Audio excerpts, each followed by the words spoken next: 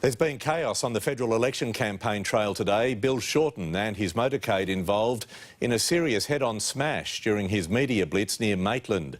Cameras captured the entire incident unfold, with police now investigating who is to blame. Bill Shorten's motorcade pulls slowly onto the grass verge. The opposition leader about to make a roadside policy announcement when something goes horribly wrong. Everyone, including our own camera crew, in a state of shock as people rush to help. A child is pulled from one of the cars, reunited with his mother. In the other, a 21-year-old woman trapped with head injuries. Bill Shorten attempts to calm the distressed driver. Emergency crews arrive in minutes. As paramedics worked on the injured woman, the Labor leader takes the other driver and her son to his car. No rehearsed speeches here, just words of comfort sitting with them throughout. He was completely sensitive, very reassuring and just fabulous. So I feel, he was wonderful. He was just a beautiful, decent human being. But could the accident have been avoided?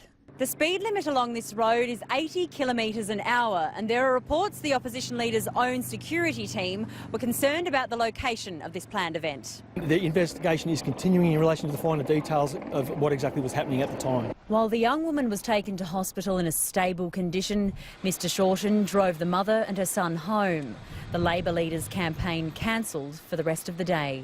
Lauren Ginoli, 9 News. The accident came after Bill Shorten announced his biggest election policy yet, lifting the freeze on the Medicare rebate. But it's at a cost of $12 billion, and the government says Labor must explain how it will fill the black hole.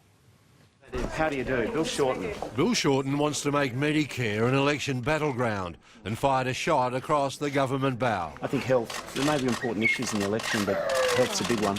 His biggest of the campaign, lifting the Medicare rebate freeze, injecting $12 billion over 10 years. This is a battle to defend bulk billing. Labor's policy today protects the Medicare rebate. Labor froze it in 2013. The Turnbull government put it in deep freeze until 2020. Medicare is not just fair, it is efficient. Just another passenger. Malcolm Turnbull again caught the Western line to talk jobs growth and the company tax cut that Labor will dump to fund the rebate freeze. Orange is the colour of the day. Red flagging Labor's tax and spend agenda. Now over $67 billion of unfunded promises. They're creating a lot of new taxes already, but not enough to fill that black hole. The asylum seeker issue continues to simmer, with Peter Dutton sticking to his claim increasing the migrant intake would mean longer dole queues or refugees taking Australian jobs. With, he says, Malcolm Turnbull's support. He was rock solid yesterday when I've spoken to him privately on the phone yesterday before that. He agrees. Mr Turnbull again defended his minister and Australia's humanitarian record. We're committed to a generous humanitarian program, but we've got to do it properly. Bill Shorten says it's a coordinated scare to paint Labor as divided and soft on asylum seekers. They are lying. They want to run a cry of xenophobia. Lane Calcutt, 9 News. And Nine's Charles Croucher is live for us at Bankstown this evening, where both leaders are talking tonight. Charles, already Sydney Southwest has had a win, no matter the result. There is good news, Pete. Paul Keating gave his famous True Believer speech in the club behind me. I don't think we'll hear anything quite like that today, but already the checkbooks have been out, so it doesn't really matter.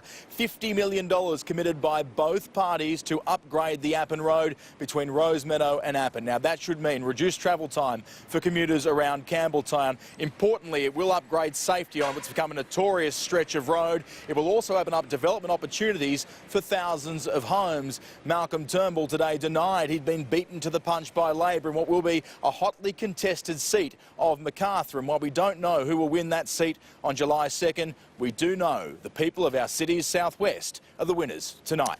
Pete? Good on you, Charles. Thank you.